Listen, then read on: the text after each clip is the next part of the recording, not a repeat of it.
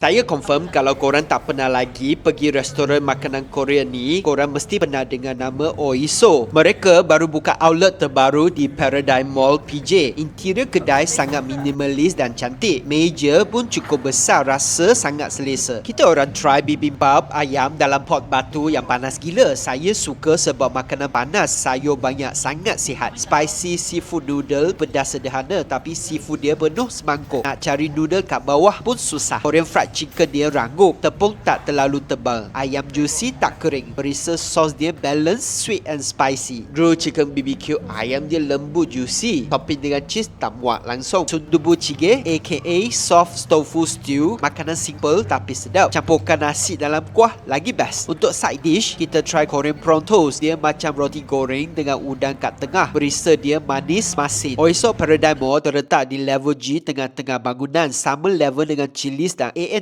Kalau datang dari Lotus, kena naik 2 tingkat. Oiso sekarang ada 22 kedai di semenanjung Malaysia, dari JB sampai Kota Baru.